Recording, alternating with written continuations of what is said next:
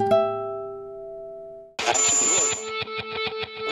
what may become one of the biggest child molesting cases ever on record, 7 nursery school teachers were arraigned today on more than 100 counts of child molestation. The accused include the preschool owner, 76-year-old Virginia McMartin, her daughter, and 2 grandchildren. Finding out just what happened to the McMartin preschoolers in Manhattan Beach, California would spark a national media obsession.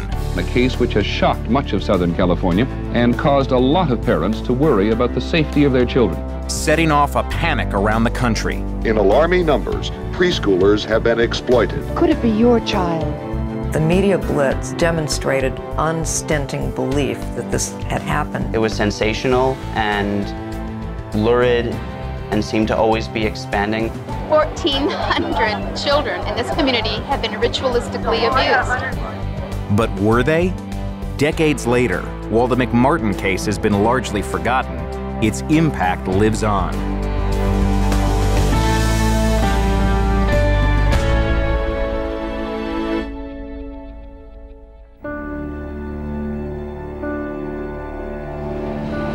The McMartin Preschool in Manhattan Beach, as it looked when we photographed it discreetly just 3 weeks ago. Local reporter Wayne Satz of KABC in Los Angeles broke the story. It started out here in Manhattan Beach looking like an isolated incident. One mother noticed that her young son was having nightmares and difficulty sitting down. Teachers at this prominent Southern California preschool were accused of sexually molesting their young students. Authorities now believe that at least 60 young children were victimized, and that the ultimate number could well be much greater. Fueled by unskeptical press reports, the charges mounted on the evening news. Those children, some of them as young as 2 years old, were photographed by the suspects. Kiddie porn was the primary purpose for the alleged sexual abuse of children. Becoming more and more bizarre. Some children alleged that a living creature was sacrificed on the church's altar.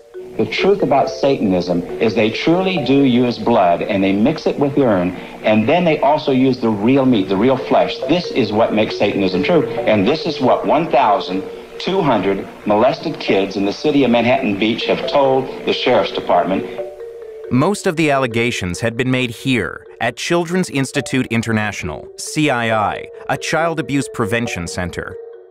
At the request of prosecutors, CII social worker Kee McFarlane and her team had been videotaping interviews with the preschoolers. Using puppets to encourage the children to reveal what happened, the therapists were able to unlock the horrible secrets of the McMartin school.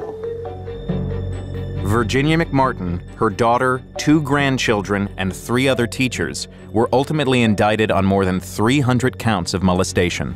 2 South Bay preschools. It wasn't long before accusations of abuse were being reported at 7 other daycare centers in LA County alone. Investigators were at the Hickory Preschool in Torrance earlier today. And then fear spread across the country, eventually targeting scores of daycare centers. But the story that initially fed the panic was not all it seemed. In the summer of 1983, a 39-year-old mother called the Manhattan Beach Police Department and accused McMartin teacher Raymond Bucky of molesting her 2.5-year-old son. In the DA's office, all kinds of doubts developed, particularly about the fact that the mother of the first complaining child was psychotic, but they just kept on going. It was like the Titanic. It was like a roller coaster or a ship that just was out of control and couldn't stop. The police released Bucky for lack of evidence. But then they sent out this letter to some 200 families, instructing them to question their children about sodomy, oral sex, and fondling. What happens then is the parents start to talk to their kids, and then they start to talk to each other, and then they start to compare notes, and pretty soon emotionally involved parents are engaging in leading and suggestive questioning of their child. Kenneth Lanning worked with the FBI's Behavioral Science Unit and consulted on the McMartin investigation. Once these cases are contaminated, it's almost impossible to know with any degree of certainty what actually happened. But the therapists at CII believed they knew what had happened. Based on their videotaped interviews, they said that more than 90% of the 400 preschoolers they talked to reported signs of sexual abuse. Mr. Parrott, can you help Susie Show us what happened to her. The courts immediately sealed CII's interviews with the McMartin children. But the CII therapists shared demonstration videos like this one with the press and discussed their findings on television. We have heard it 100 times or more from children. The same things, the same games, the same descriptions. I can't say that I ever saw a videotape where kids said this happened to me. Never of their own account, spontaneously. The interviews are upsetting to read because essentially what happened is the therapists unintentionally coerced the children into fabricating stories of abuse. Richard Beck wasn't even born when the McMartin story first broke in 1984. Fascinated by the panic that spread across the country, he has been researching and writing a book on the case for the last 2 years. You have interviews that will start off with a therapist asking a child whether they had ever played any naked games. At McMartin, this was a huge topic, was naked games. And the children initially say no.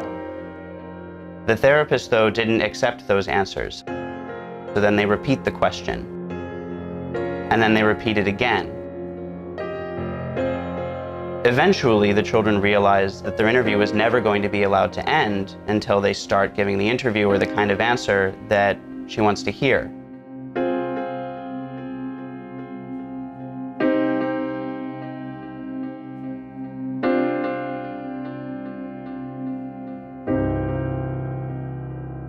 It was obvious in the interviews that all kinds of techniques were highly suggestible, highly pressuring, and is capable of creating false memories of abuse in children, often permanent memories. Kee McFarlane is no longer with CII. She declined our request for an interview. Dr. Stephen Ambrose has been working with children for more than 25 years and was at CII during the McMartin interviews. I think our therapists, in many respects, started out being very careful about that back then, but as they became more persuaded that something had happened, there probably were some leading questions. Dr. Ambrose says the McMartin case came about just as a new understanding of child sexual abuse was emerging. It happened right at a time in the sort of the history of the field when we were just beginning to come to terms with the fact that child sexual abuse was a real phenomenon. Wake up, America. This is your wake-up call. People don't want to believe that young children have been molested. They'd much prefer to believe that it's not true. We believe the children because once upon a time, we were the children, and nobody believed us. But that belief was sorely tested as investigators searched for physical evidence to back up what the children were saying. No pornography that could be linked to the abuse that the children were describing has ever been found. There should have been little animal carcasses, there should have been bodily fluids all over the preschool. They didn't have any of that. And what about those early claims of satanic abuse? There certainly have been mentally ill people who have gone out and killed people, quote, in the name of Satan. But there's never been any proof that there was any kind of satanic ritual abuse or satanic cult activity in a daycare center. When I first got involved in these cases, I'll be very honest with you, I tended to believe that this was going on. But eventually, the number of cases just kept growing and growing and growing. And at some point, I came to the realization, this many people can't be doing this to this many victims for this long and not leaving any corroborative evidence behind. It just doesn't work that way. 18 months after the McMartin investigation began, the case took a dramatic turn. What we're left with at this point is that for 5 of the 7 defendants in the McMartin case, the evidence is so slim that it does not go beyond the mere accusation. So in April of 1987, nearly 4 years after the first accusation was made, the case against the 2 remaining McMartin defendants, Raymond Buckey and his mother Peggy McMartin Buckey, finally went to trial. In court, medical evidence supporting the prosecution's case couldn't be established with any certainty. And although hundreds of children had been interviewed, in the end, only 9 testified. After extremely lengthy cross-examination of children at the preliminary hearing, some parents decided that they would refuse to let their children participate any further. Through it all, the Buckys remain steadfast about their innocence. True, when I'm very nervous, I probably have said some things that are not quite correct, and I'll grant it and I'll admit that.